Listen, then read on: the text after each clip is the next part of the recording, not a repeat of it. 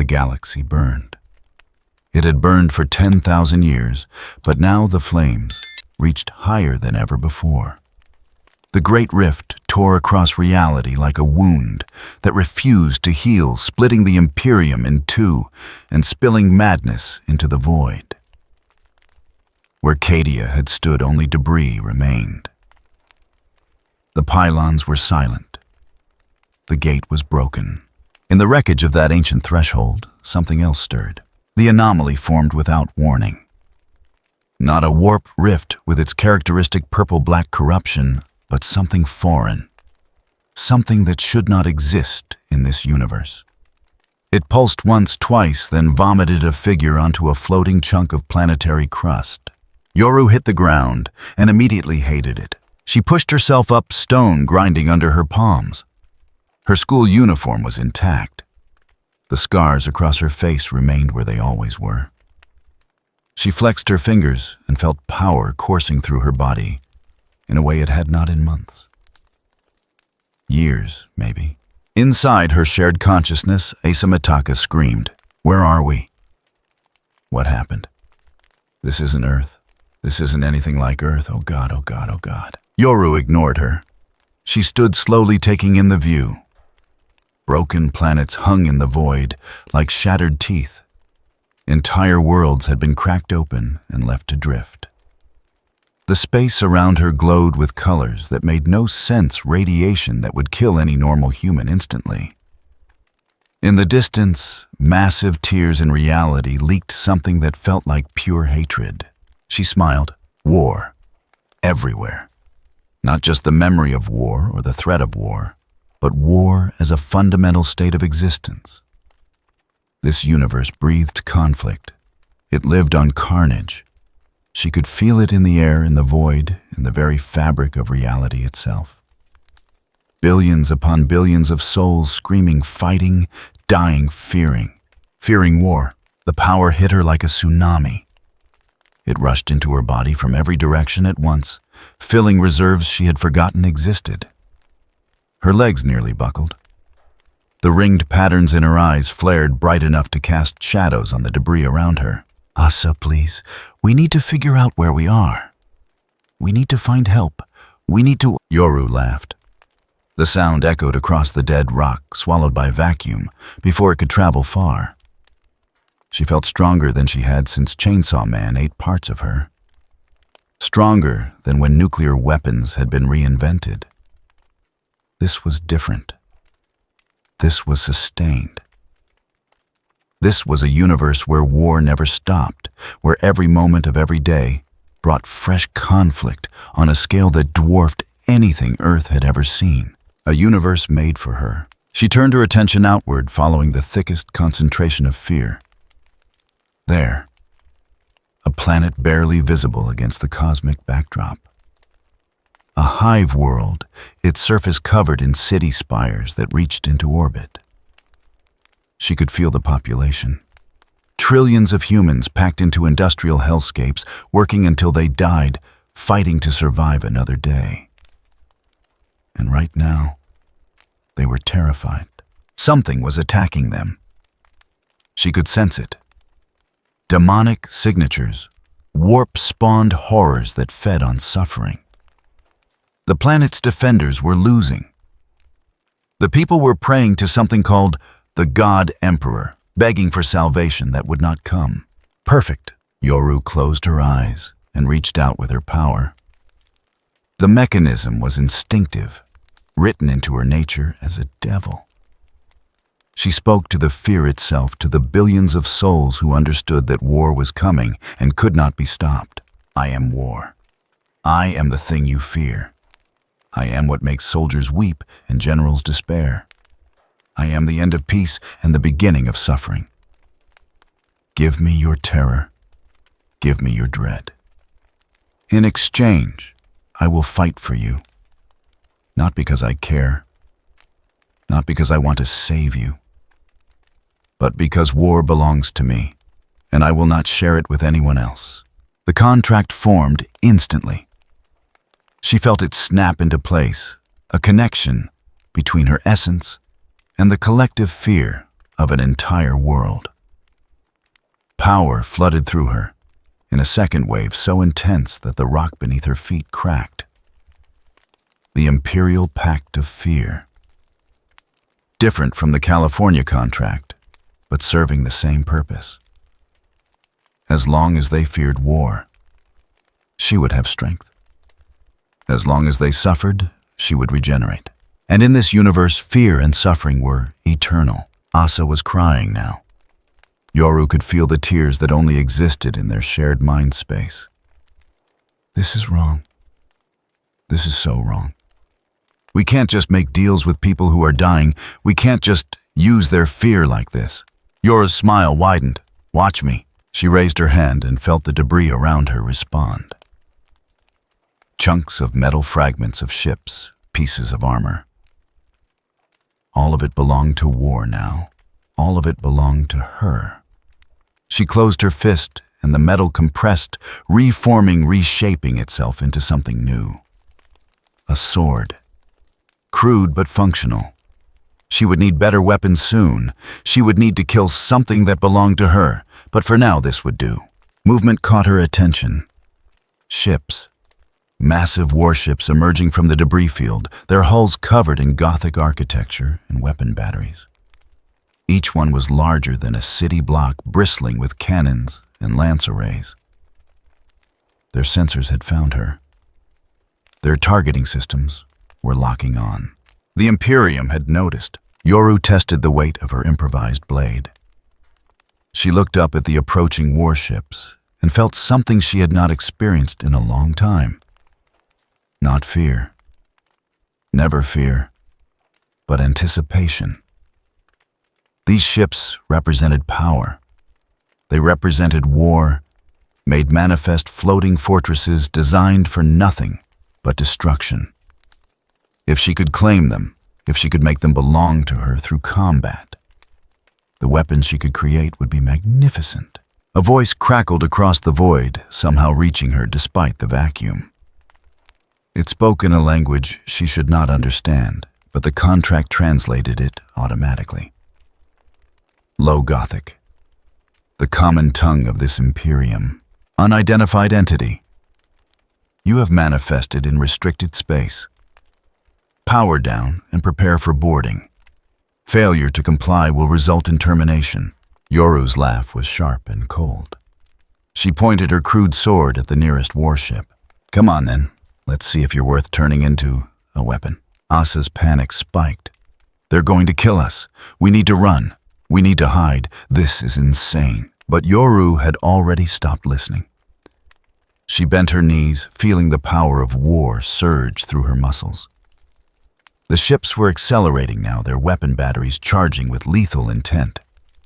Lance strikes would come first, she estimated. Then macro cannons. Then torpedoes, if she survived the initial barrage. She had missed this. The moment before battle when anything was possible. When the only certainty was violence. The first ship fired.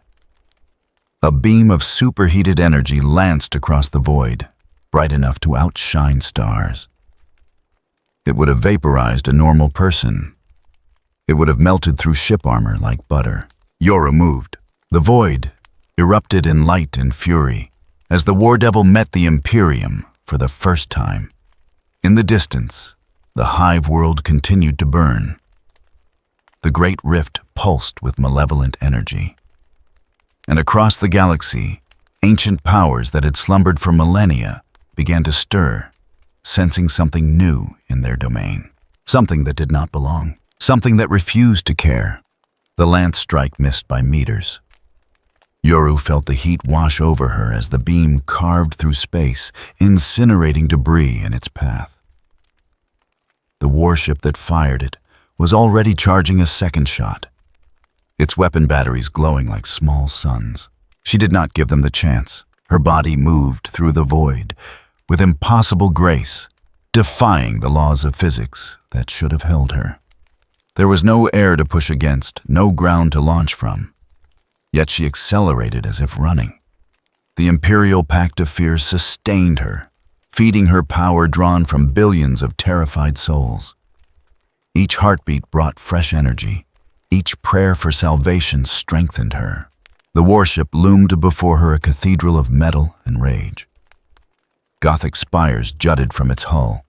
Statues of armored saints glared down from buttresses. Gun ports opened like hungry mouths. She could see the crew inside through auger feeds, servitors hardwired into weapon systems, officers barking orders in desperate tones. They feared her. Good. Yoru touched the ship's hull and felt it tremble. The metal recognized her now, understood what she represented. War flowed through every rivet, every weld, every plate of armor. This vessel had been built for conflict. It had fought for centuries. It had killed thousands. And now, it belonged to her. The transformation was instant. The cruiser convulsed its structure, warping as Yoru's power rewrote reality. Armor plating peeled away and reformed. Weapon batteries melted and reshaped. The entire ship compressed, folding in on itself, with sounds that should not exist, metal screaming as it became something else entirely. Asa's voice cut through the chaos. Stop! There are people inside. You're killing them. Yoru hefted her new weapon. The battleship's sword stretched longer than city blocks, a blade forged from an entire warship. Its edge gleamed with concentrated violence. She could feel the souls that had been aboard their final moments of terror crystallized into the weapon's essence. Perfect fuel. They signed up for war. This is what war looks like. She swung. The blade cut through vacuum and 3 escort frigates simultaneously. Their void shields flared and died. Armor that could withstand orbital bombardment parted like paper.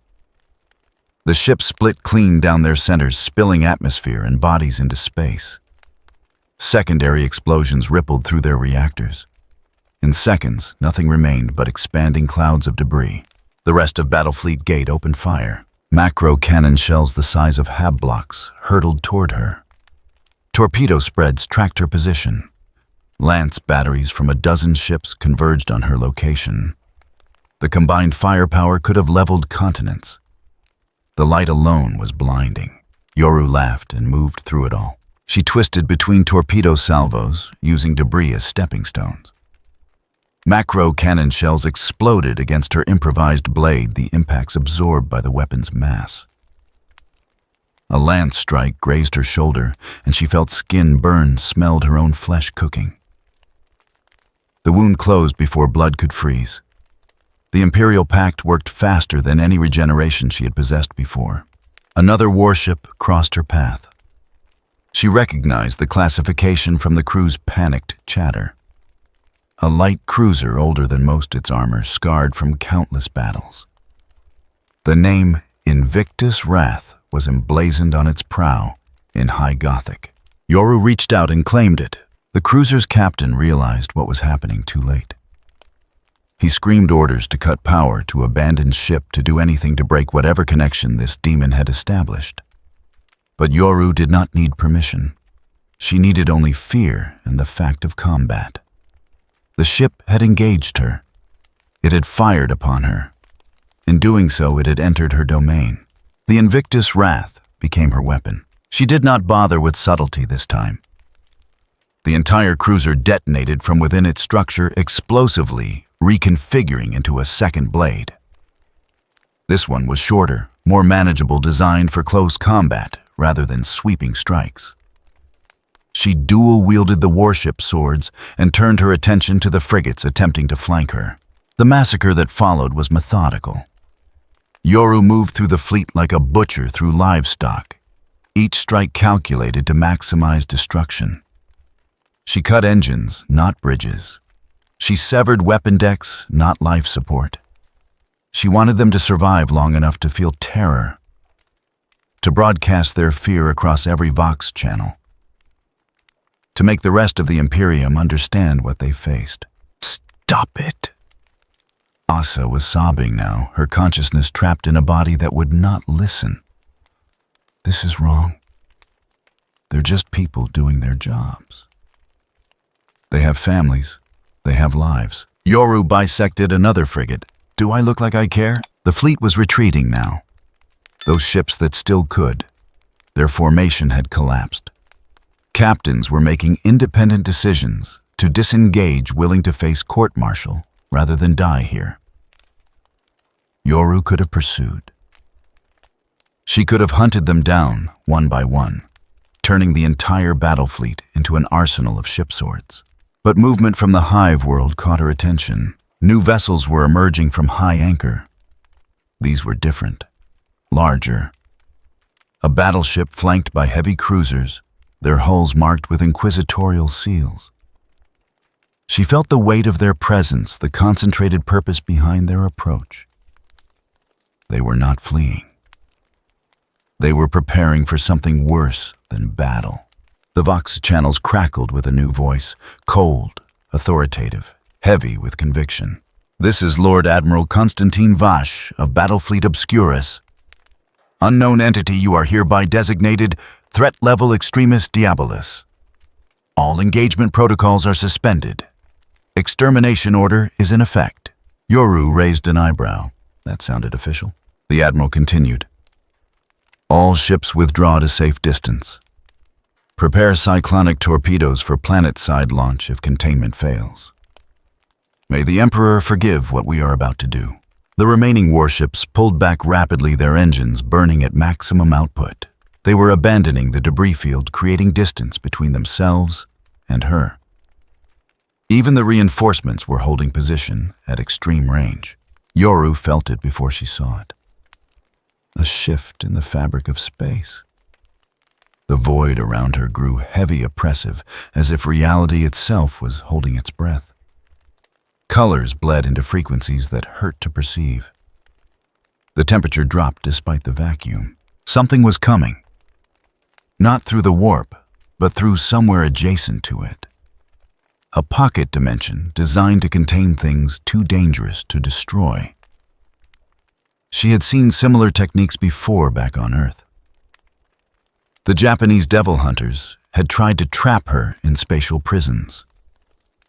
They had failed. This felt more serious. The rift opened beside her, a tear in space that led nowhere good.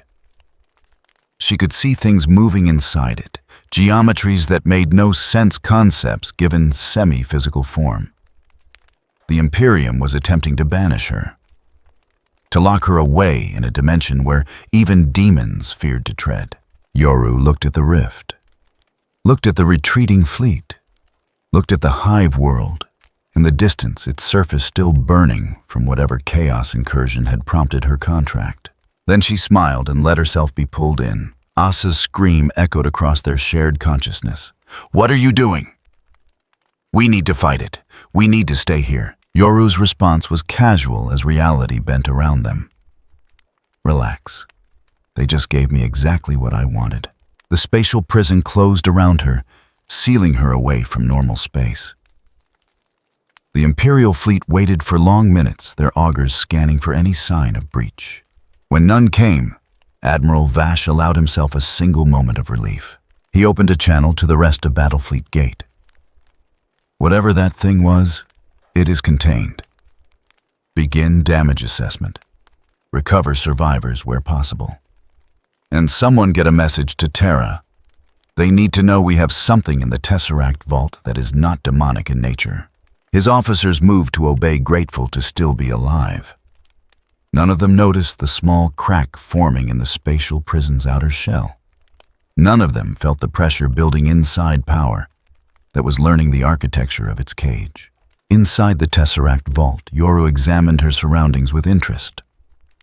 The pocket dimension was designed to suppress warp entities, to starve them of the immaterial energies they needed to exist. Unfortunately for its designers, she was not from the warp. Her power came from a different source entirely. She reached out and touched the walls of her prison, felt the mathematics that held it together, understood the assumptions built into its structure. Then she broke them. The pocket dimension shattered like glass. Yoru stepped back into normal space, still holding her warship swords, still smiling. The Imperial fleet was kilometers away now, beginning repair operations. They thought themselves safe. Yoru stretched, feeling power surge through her body. The fear from the fleet was delicious. The terror from the hive world was sustaining. And now she had a weapon that could cut warships apart. Time to show this universe what war really meant. Asa had gone quiet.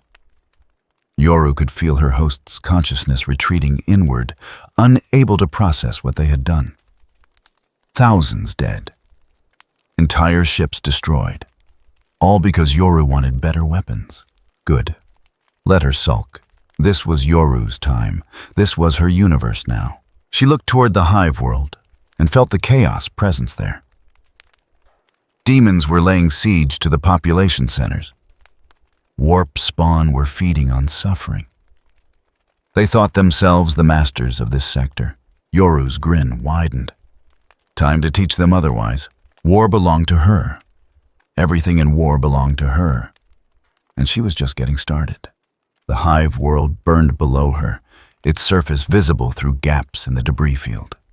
Yoru could see the fires from orbit, continent-sized infernos consuming industrial sectors. The chaos incursion had been going on for weeks, judging by the devastation. Millions were already dead. Billions more would follow if the demons were not stopped. She did not care about saving them, but she cared very much about who got to kill them. The atmosphere entry was violent. Her body, sustained by the Imperial Pact, endured temperatures that would have vaporized steel. She fell like a meteor trailing fire and displaced air the warship blades clutched in her hands. The ground rushed up to meet her. She landed in what had once been a manufactorum district, her impact cratering the rockcrete and sending shockwaves through nearby structures. Around her, the battle raged. Imperial Guard regiments were making a desperate stand against waves of horrors that should not exist. She saw creatures made of flesh and brass, their bodies covered in runes that burned the eye. Demons. Lesser ones mostly, but enough to overwhelm mortal defenders. Artillery fire rained down on demonic positions. Lace gun volleys lit up the smoke-filled air. Tanks burned where greater entities had torn them apart. And in the center of it all, coordinating the slaughter, stood something massive. The bloodthirster towered over the battlefield like a monument to violence. Its wings spread wide enough to cast shadows over entire regiments. Brass armor covered its frame, every plate etched with symbols of rage. It wielded an axe that crackled with warp fire each swing, leaving reality wounded. The demon bellowed challenges in a voice that made soldiers' ears bleed, demanding worthy opponents, thirsting for skull and blood. Yoru smiled and walked toward it. The lesser demons noticed her first. A pack of bloodletters charged, their hellblades raised. She did not slow down. Her first warship sword swept through them like they were made of smoke, the weapon's edge severing their connection to the material realm. They dissolved back into the warp, screaming in frustration. The bloodthirster's attention snapped to her. Its eyes, burning with eternal fury, locked onto this new challenger. It saw the scars on her face, the circular marks in her gaze, the smile that promised violence. It charged. The impact when they met shattered the ground beneath them. The bloodthirster's axe came down with enough force to split mountains. Yoru caught it with crossed blades, the warship metal shrieking under the pressure. They stood locked, demon and devil, testing each other's strength. The bloodthirster spoke, its voice a grinding roar. "You are not of the warp. What are you, little godling?" Yoru's grin widened. "I'm war, and you're in my way." She twisted, using the demon's momentum against it. The bloodthirster stumbled. Before it could recover, she discarded her smaller blade and focused on the larger one. The weapon needed to evolve, needed to become something worthy of this opponent. Her power reached out across the battlefield, claiming everything that belonged to conflict. Broken tanks, shattered artillery pieces, the corpses of soldiers who had died fighting. All of it belonged to war. All of it belonged to her. The materials compressed, reformed, merged with her existing blade. The transformation hurt. Creating weapons from concepts rather than simple ownership always did. But Yoru had long since stopped caring about pain. The blade in her hands grew stretched, became something new. Not a warship sword anymore. Something greater. The Michigan sword materialized in her grip. She did not know where the name came from. Some aspect of the weapon's nature, some connection to a place in another universe. It did not matter. What mattered was the weight of it, the authority it carried. This blade could cut not just flesh and metal, but the bonds that held things together. Reality itself would part before its edge. The bloodthirster attacked again, sensing the danger. Its axe fell like divine judgment. Yoru sidestepped and swung. The Michigan sword carved through brass armor as if it were paper, through demonic flesh that could withstand melt of fire, through the essence that bound the creature to this plane. The bloodthirster's body split vertically, a perfect cut from crown to groin. It had time for one last roar of denial before the warp claimed it back, dragging its bisected form into the Imperium. Silence fell across the battlefield.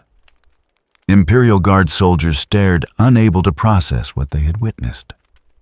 A greater demon of Khorne defeated in seconds by something they could not identify or comprehend. Yoru planted her blade in the ground and looked around. That was disappointing. I expected more from something that big. Asa's voice was small. You just killed a demon. A major one. With a sword made from a concept you do not understand. Do you realize how insane this is? Yoru shrugged mentally. Insane is relative. Besides, I have done worse. The air temperature dropped suddenly. Not the cold of winter, but something else. The cold of infinite possibility. Of futures splitting and merging. Reality began to fracture around her space, folding in on itself in ways that made mortal eyes weep blood. From the distortion emerged something that defied easy description. Two heads on one avian body wings that trailed starlight staff clutched in taloned hands. One head looked forward, one looked back. Both spoke simultaneously in voices that overlapped and contradicted. It has been. It will be. The war devil stands outside causality. Intriguing? Dangerous.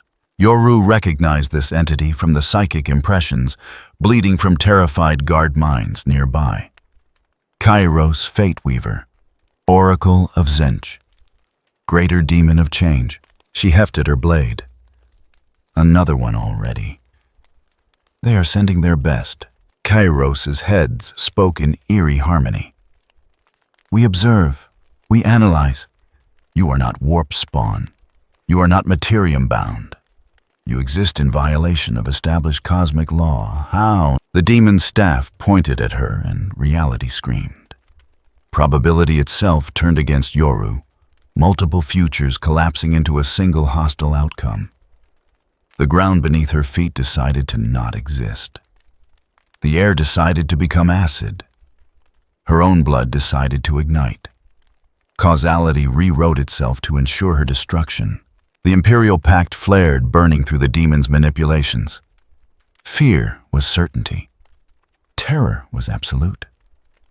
As long as souls feared war, she would endure. Probability could not touch her. Future sight could not predict her.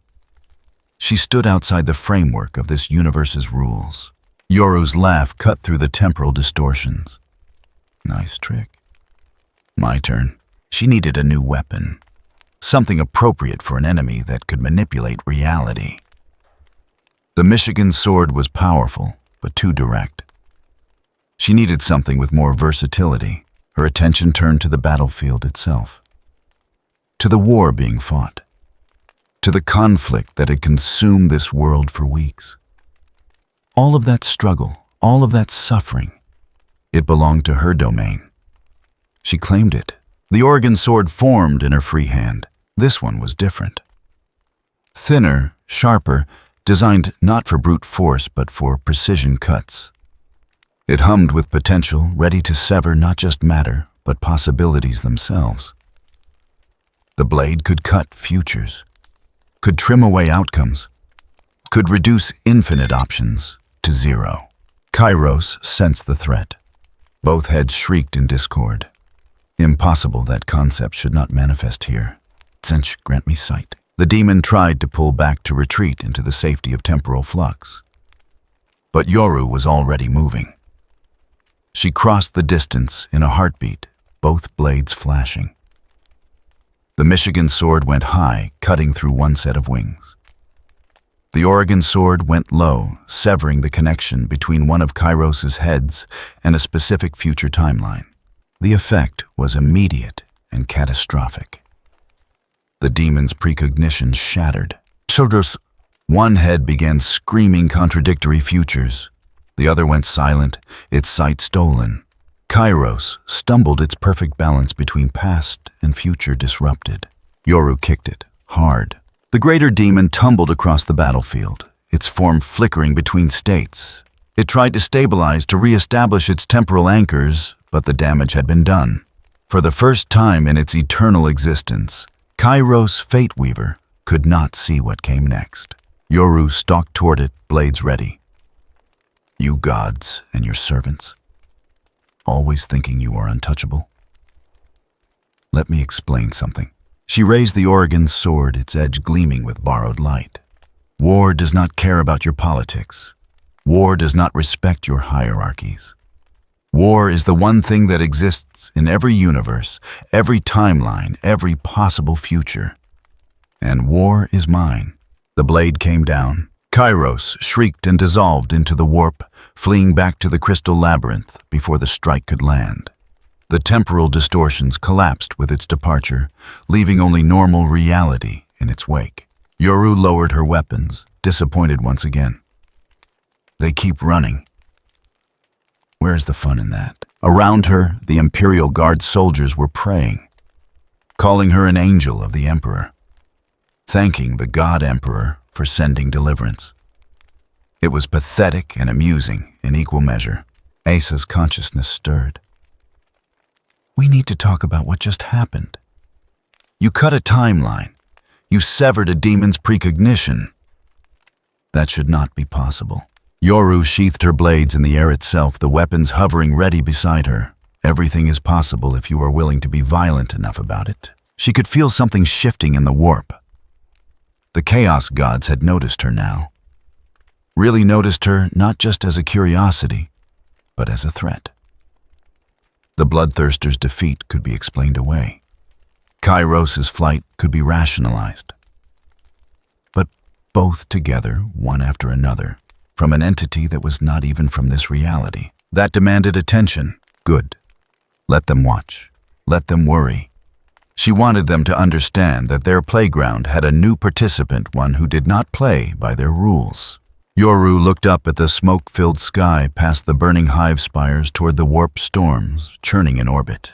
She smiled at the entities she knew were observing from beyond the veil. Come on, then. Send your champions. Send your armies. I will turn them all into weapons. War belongs to me, and I do not share. Asa said nothing. What was there to say? They had crossed a threshold. Yoru had openly challenged powers that had existed since before human civilization. There would be consequences. Terrible ones. But Yoru had never cared about consequences. Only about winning. Only about proving that she was the strongest, the most fearsome, the one true avatar of conflict. And in this universe of endless war, she was finally where she belonged. The tomb world woke to the scent of war. Deep beneath a lifeless moon on the edge of the Cadian Gate, ancient mechanisms stirred. Stasis fields that had held for 60 million years flickered and died. Necrodermis bodies that had slept since before humanity's ancestors crawled from the sea began to move. The Necrons were rising, disturbed by the cosmic disturbances that had followed the Great Rift's formation. But it was not the Necrons that concerned Yoru. Something else lived in that tomb. Something older than the machine bodies that housed it. a fragment of a god, imprisoned and bound. Its power constrained by technologies that predated the Imperium by epochs. It had sensed her arrival in this universe. Felt the way she consumed conflict, the way she drew strength from war itself. The parallel was too close to ignore.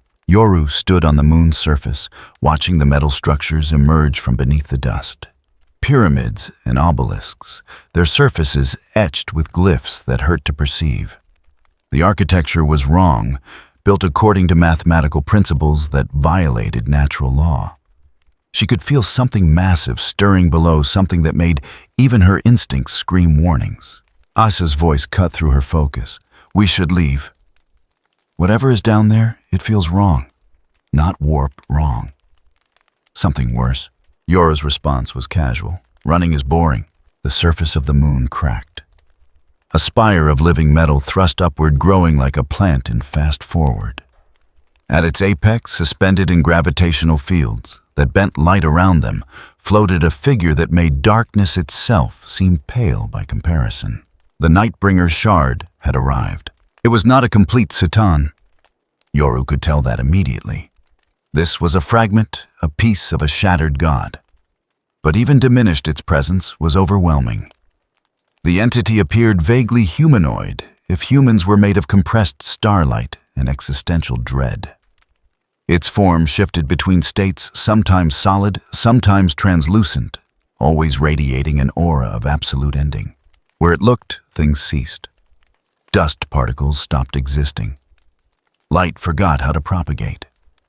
The concept of life itself grew uncertain, as if questioning whether it had ever been real to begin with. The shard spoke without words, its communication arriving directly in the mind.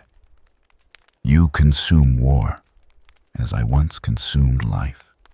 You are a devourer, a thief of concepts. What are you, Jimhime Tsunam?" Yoru met its gaze without flinching. Her war-marked pupils reflected the entity's darkness back at it. "I am what I need to be."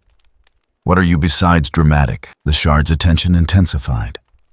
It studied her with interest that felt clinical, detached the curiosity of something that had witnessed civilizations rise and fall for eons. "You do not belong here. Your essence is foreign." "Wrong. You are an infection in the cosmic order." Yoru laughed. "Yeah, I get that a lot." The attack came without warning. Reality around Yoru simply stopped supporting her existence. A death field expanded from the shard, an area of space where the concept of being alive became impossible. Plants died. Bacteria ceased. Even the atoms in the air forgot how to maintain their bonds. The Imperial Pact flared again, sustaining her through sheer collective fear. Billions of souls across the subsector dreaded war. That dread fed her, anchored her, kept her existence stable, even when the universe itself was trying to erase her. She felt her skin try to decay and forced it to regenerate. Felt her blood try to crystallize and kept it flowing. The shard tilted its head, a gesture that carried no emotion. "Interesting. You resist cessation through external sustenance. Inefficient. Inelegant." Yoru spat blood onto the lunar dust. The droplets evaporated instantly in the death field. Elegant, this. She raised her hand and called upon the contract she had formed with the hive world. The connection reached across space, pulling on the fear that had been building since her arrival. She needed a weapon worthy of something this old, this powerful. The Michigan and Oregon swords would not be enough. This required something more primal. Her power reached out and claimed something she had seen in the minds of Imperial soldiers, a concept that terrified this universe more than almost anything else. The memory of weapons that could end worlds.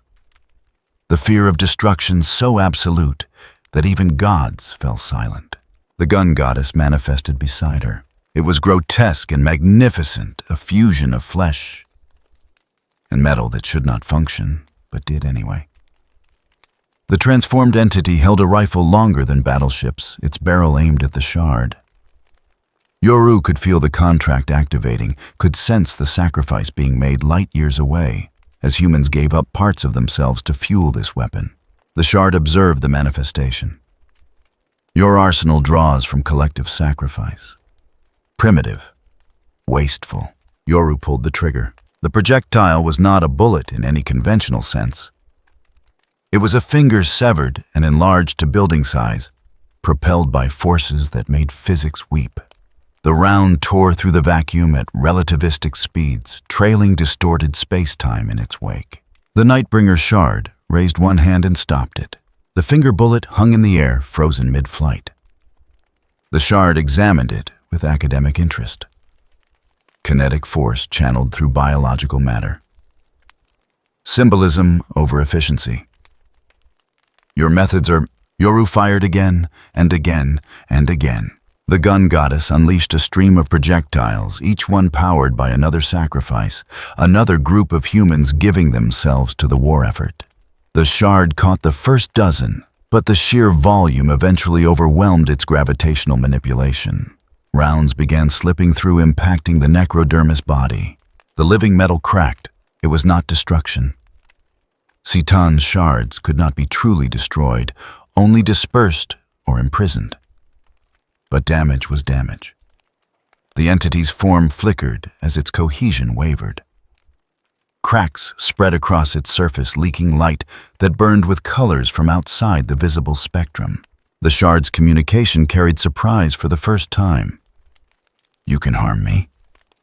That should not be possible. I am a fundamental force given form. Yoru dismissed the gun goddess and drew both her blades. So what I killed gods before? You are just another one. The comparison seemed to offend the shard. I am not divine. I am eternal. I am the ending of all things, the inevitability of cessation. I am like a bad Pochita knockoff. Got it. She moved before the entity could respond.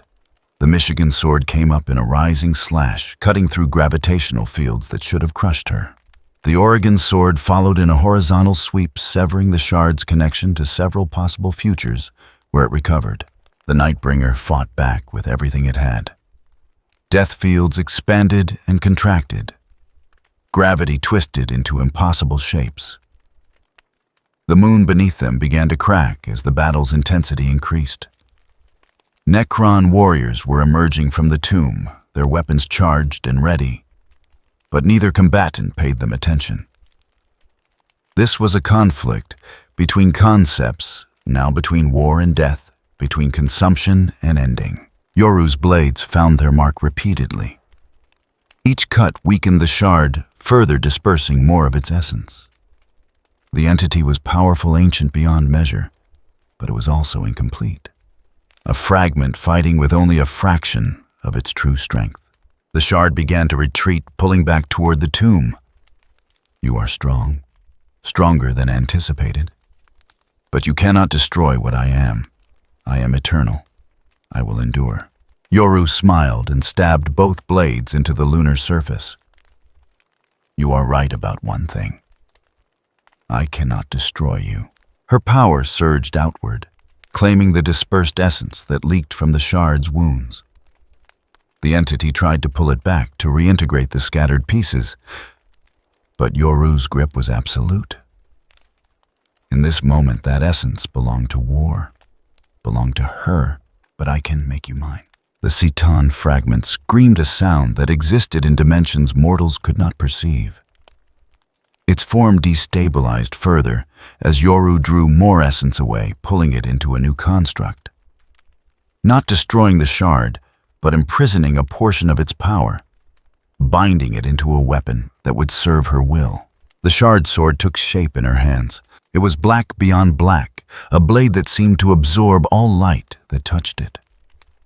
Along its edge ran veins of something that looked like captured starlight, pulsing with the stolen power of a god fragment.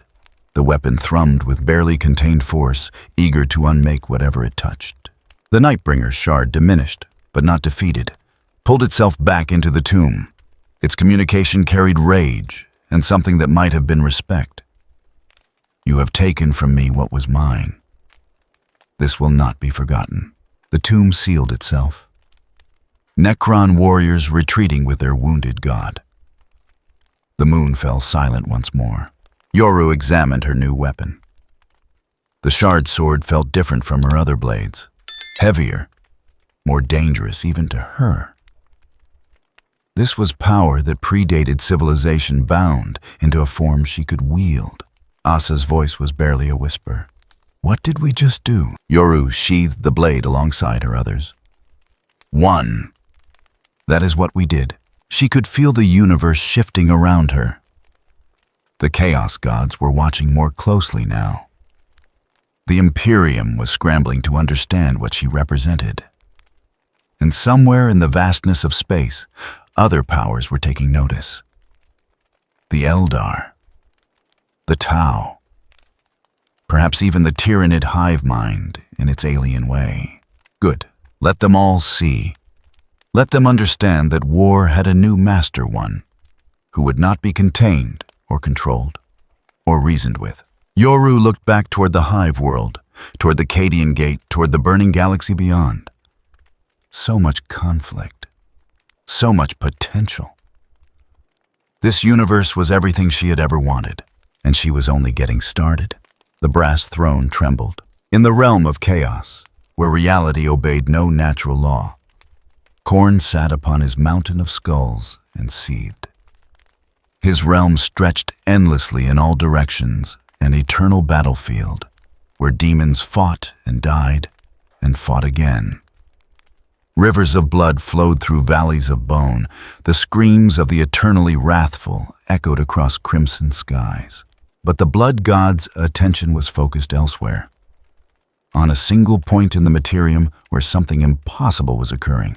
His bloodthirster destroyed, his domain challenged, his very nature questioned by an entity that consumed war as thoroughly as he consumed rage. The war devil had proven herself more than a curiosity. She was a threat. Khorne reached into the deepest pit of his realm, into the place where even demons feared to tread. There, chained by his own divine will, imprisoned for crimes against the blood god himself, raged the strongest of all bloodthirsters. Skarbrand, the exiled one. The chains shattered. Back in the Imperium, Yoru stood on what remained of the hive world's northern continent. Around her, a battlefield that defied comprehension stretched to the horizon. 4 armies clashed in a maelstrom of violence that would have broken lesser minds to witness. Imperial Guard regiments held the eastern flank, their trenches and fortifications a desperate bulwark against extinction. Basilisk artillery fired without ceasing. Leman Russ tanks advanced in formation, their battle cannons roaring. Commissars executed cowards, while priests screamed prayers to the God Emperor. To the west, an orc Wa had decided this looked like a good fight. Green-skinned monsters, the size of tanks, charged anything that moved, bellowing war cries in their brutal language. Battle wagons churned across the terrain, belching smoke and daca. A Gargant towered over the battlefield, its weapons laying waste to anything in range. The south belonged to chaos. Cultists and traitor marines advanced under demonic banners, chanting words that made reality weep. Defilers stalked between formations, their weapon systems tracking targets. Lesser demons materialized from the warp, eager for mortal flesh. And from the north came something worse. Tyrannids. A splinter fleet had found the world attracted by the psychic screams of so much death. Hormagaunts swarmed in living waves, carnifexes smashed through battle lines. A hive tyrant coordinated the assault with cold alien intelligence. In the center of this madness, Yoru smiled. This was what she had been waiting for.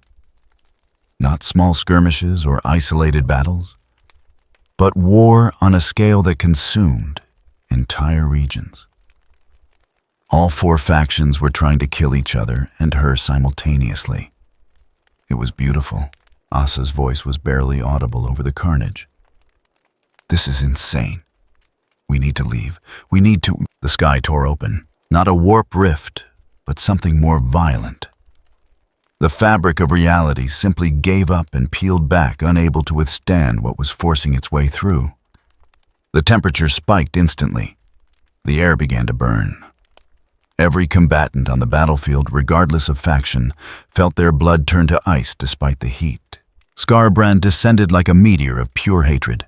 He was twice the size of a normal bloodthirster, his wings spreading wide enough to cast shadows over entire tank companies. Brass armor covered his frame, each plate inscribed with the names of those he had killed. His axes crackled with warp fire that burned hotter than suns. But it was his aura that truly terrified. Rage. Not the hot anger of battle, but cold, eternal fury. The kind of wrath that had burned for 10,000 years without dimming. The demon's presence shattered the battlefield's fragile balance. Imperial Guard soldiers turned on each other, overwhelmed by sudden rage. Orcs went into fighting frenzies that left them attacking their own mobs. Even the Tyranids became more aggressive, their synaptic coordination breaking down under the weight of Skarbrand's influence. Yoru looked up at the descending demon and felt something she had not experienced since arriving in this universe. Not fear, never fear, but recognition. This was an enemy that could actually threaten her. The thought made her smile wider. Skarbrand landed with enough force to create a crater. His axes came up pointed at Yoru. No words, no challenges, just pure distilled violence waiting to be unleashed. Yoru drew all three of her blades. The Michigan sword, the Oregon sword, the shard sword still pulsing with captured Citan essence. She fell into a ready stance, feeling power course through her body. The clash was immediate and catastrophic. Skarbrand's axes came down like falling continents. Yoru crossed her blades to catch them, and the impact sent shockwaves that leveled everything within a kilometer. The ground beneath them vaporized. Rock turned to glass, then to plasma.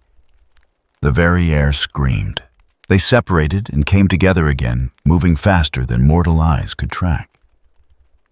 Each exchange of blows released energy equivalent to nuclear detonations. The battlefield around them ceased to exist as a coherent space transformed into a hellscape of craters and molten stone. Yoru found herself being driven back. Skarbrand's strength was beyond anything she had faced. Each axe strike felt like being hit by a collapsing star. Her blades, powerful as they were, could barely deflect the attacks. The demon's axes bit through her defenses, cutting into her arms, her shoulders, her legs. The Imperial Pact struggled to keep up with the damage. She could feel it burning through the fear of billions, drawing on reserves faster than they could be replenished. Blood poured from dozens of wounds. Her school uniform, somehow intact through everything else, began to tear. Asa's voice was panicked. "We cannot win this. He is too strong. We need to run." Yoru's response came through gritted teeth, even as another axe strike shattered her left arm. Running is not an option. Skarbrand's axes swept horizontally, aiming to bisect her. She dove under the strike, came up swinging with the Michigan sword. The blade bit into brass armor and stuck. The demon barely noticed. His backswing caught her in the ribs, and she felt bones shatter.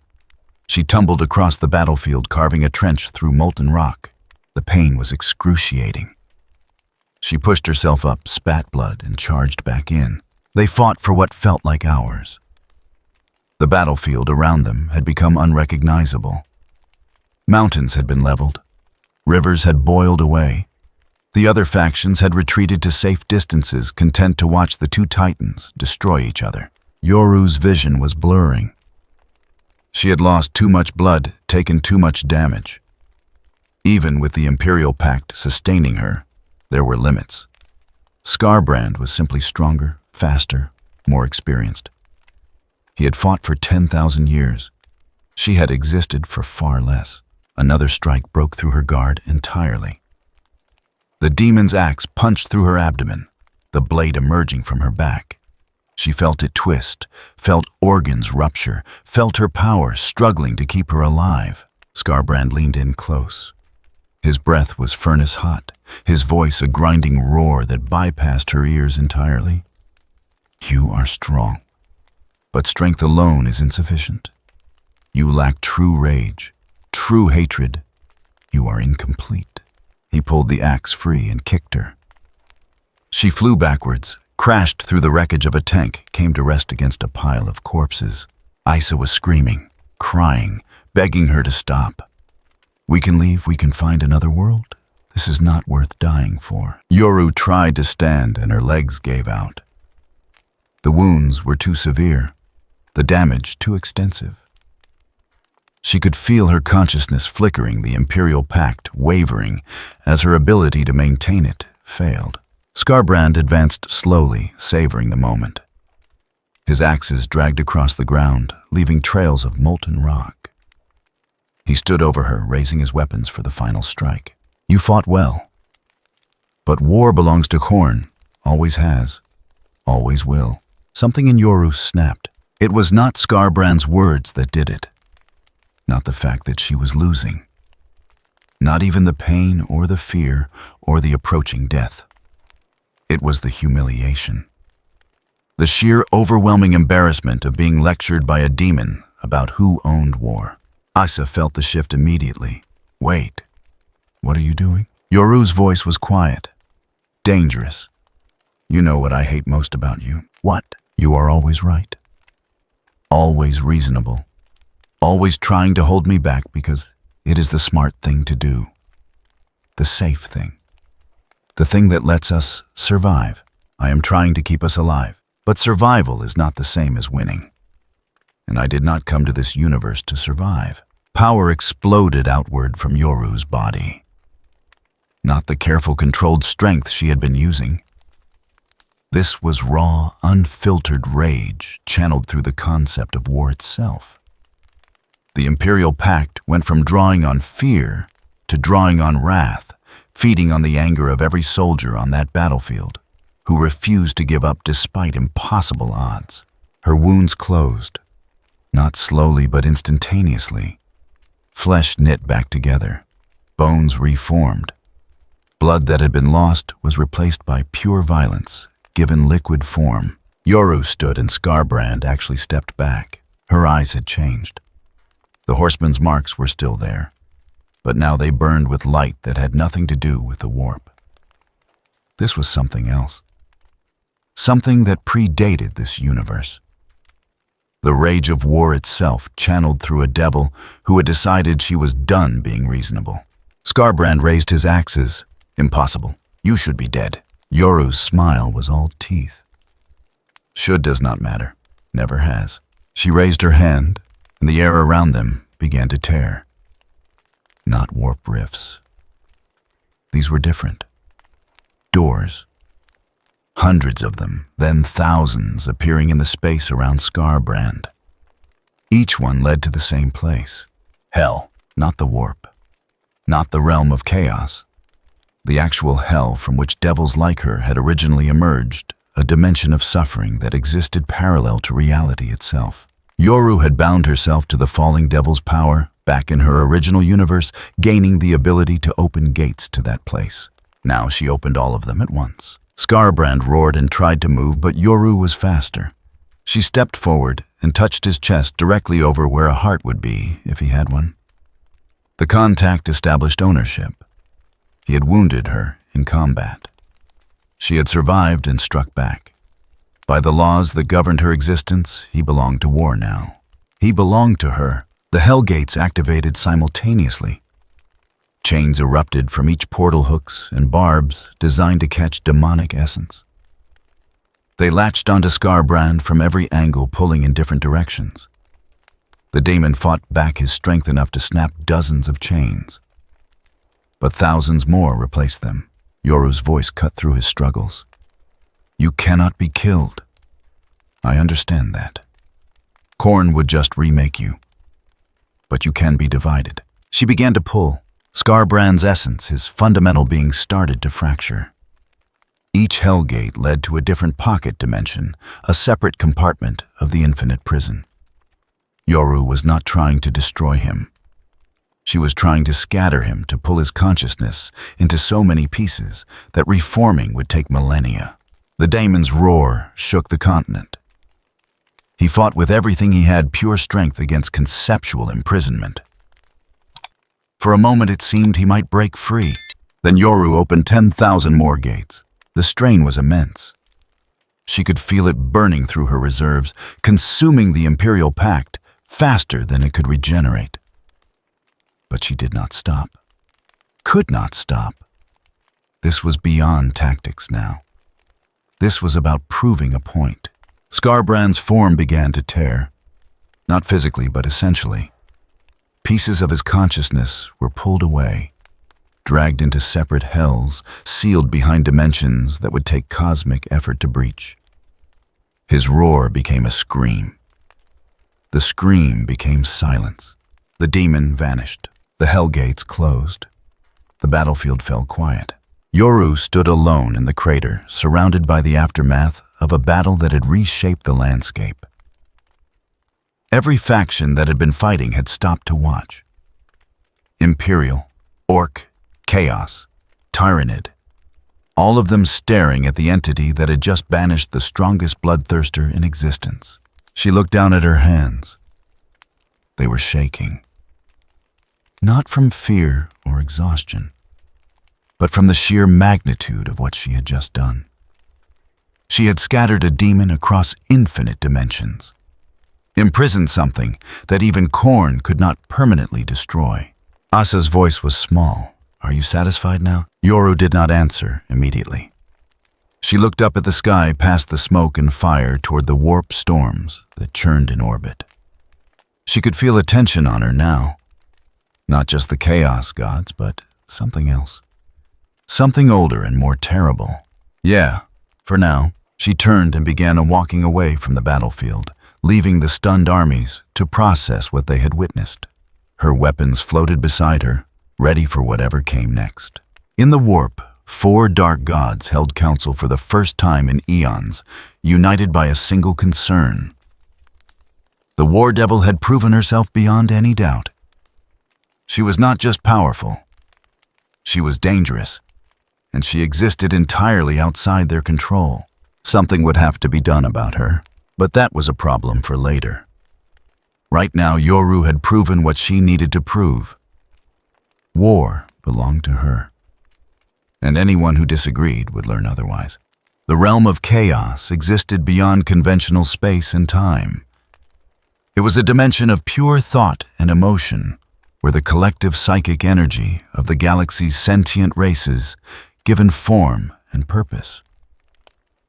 Here, 4 dark powers held dominion over aspects of mortal existence, their influence reaching across the Imperium like the fingers of malevolent gods. For the first time in millennia, they convened.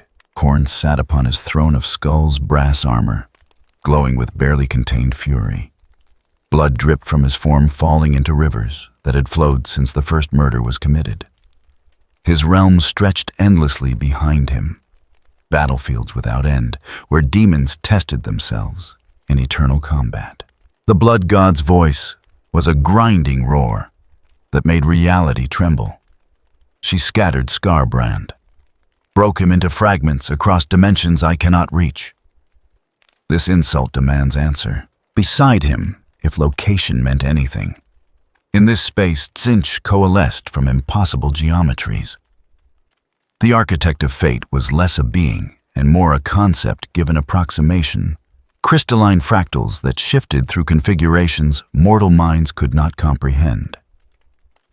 9 eyes opened and closed across its surface, each viewing different potential futures. When it spoke, 9 voices overlapped in discordant harmony. Fascinating entity. Consumes war as fundamental sustenance. Not warp derivative. External to established cosmic framework. Origin point unknown. Threat assessment extreme. Opportunity assessment substantial. A third presence made itself known through inevitability. Nurgle manifested as decay, personified a corpulent figure whose flesh crawled with pestilence, and whose breath carried the promise of all things ending through slow rot. His garden stretched behind him, beautiful and terrible, where plagues took root and flourished. The plague. Father's voice was affectionate, almost kind. She fights so hard, struggles so much. But everything ends, my brothers. Everything decays, even her. Given time, I could embrace her, show her the peace in entropy, the comfort in corruption. The fourth presence arrived with a whisper of silk and the scent of forbidden pleasures. Slaanesh took no fixed form, shifting between masculine and feminine, beautiful and grotesque, seductive and repulsive. The Prince of Pleasure reclined in a space that defied geometry, surrounded by delights that would drive mortals to madness. Its voice was honey and poison in equal measure. Two souls in one body. The innocent and the violent forever at war with themselves. Such exquisite torture, such delicious contradiction. I would very much like to taste what makes them clash so beautifully. Khorne's fist slammed down the impact, sending tremors through the Imperium. We cannot claim her. She exists outside our reach. The warp does not touch her. Our gifts do not tempt her. She is an aberration that must be destroyed. Tzeentch's crystalline form rotated through several dimensions. Destruction inefficient. Containment preferable. Study optimal. She defeats our servants while learning nothing of our true nature. Her understanding of this realm minimal. Her adaptation rate concerning. Future probability, she becomes immune to our influence entirely. Nurgle chuckled, the sound like wet earth sliding into a grave. Or she succumbs. All things do eventually. Even gods die given enough time. Even war ends when there is nothing left to fight over.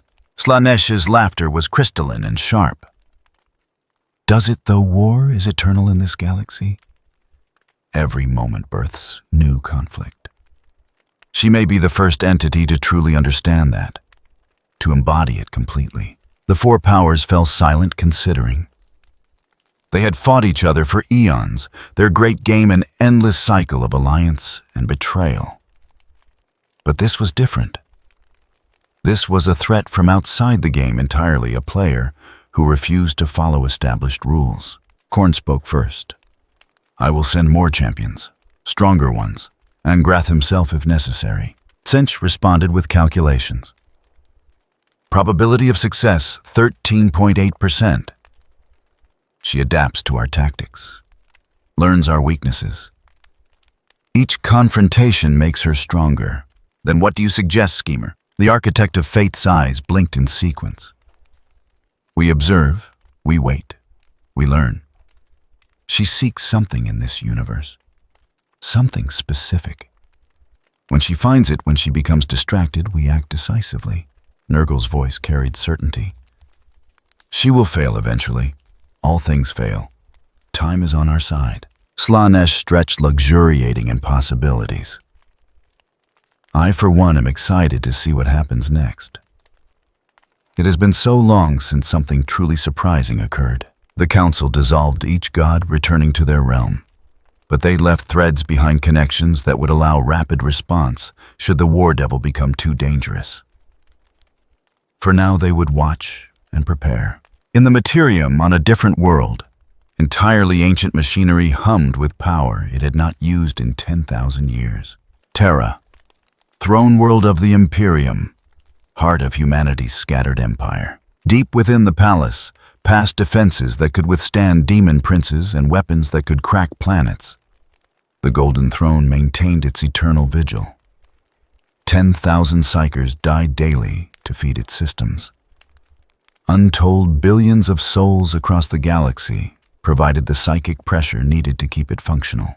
And upon that throne, sustained by technologies that predated the Imperium itself, sat the master of mankind.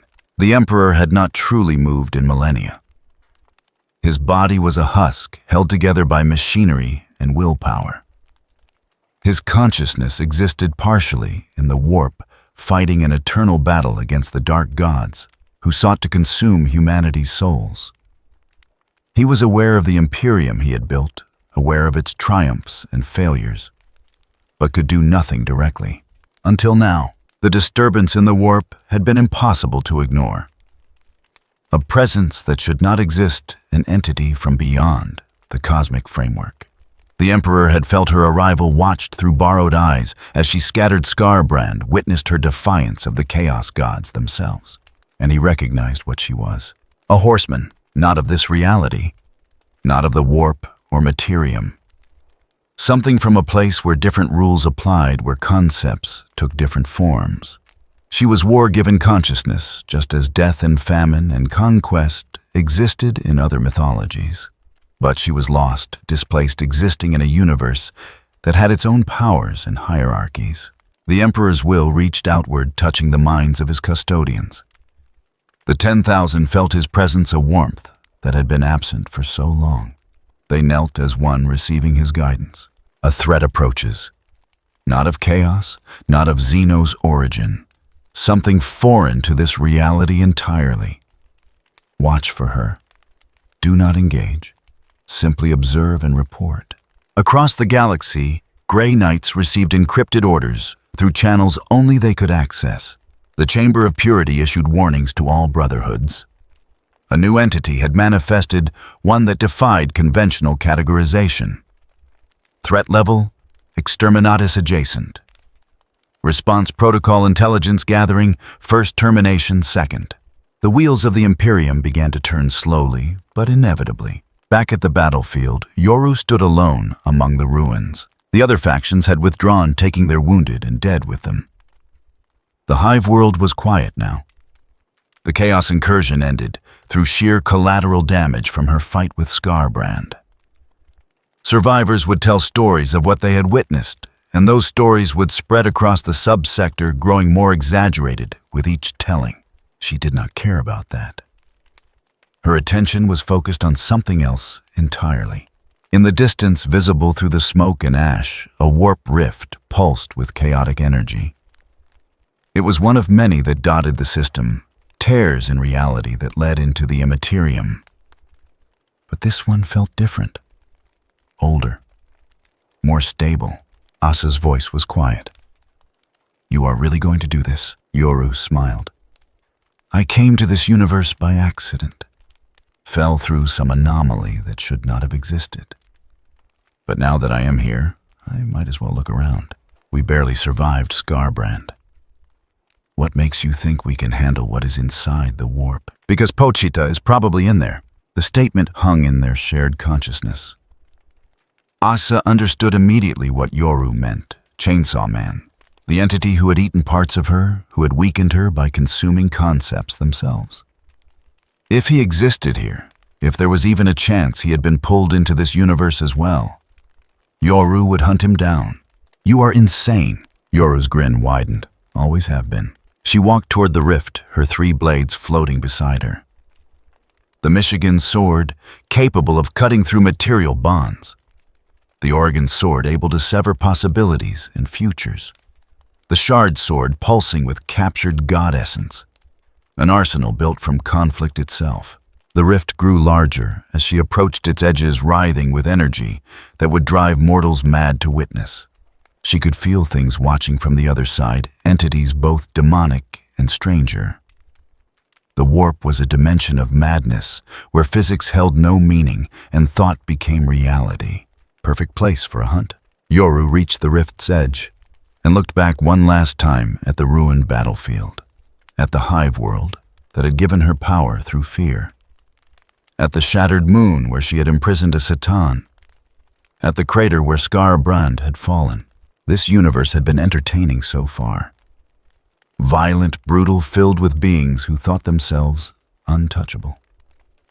She had enjoyed proving them wrong. And there was so much more to see. So many more champions to defeat.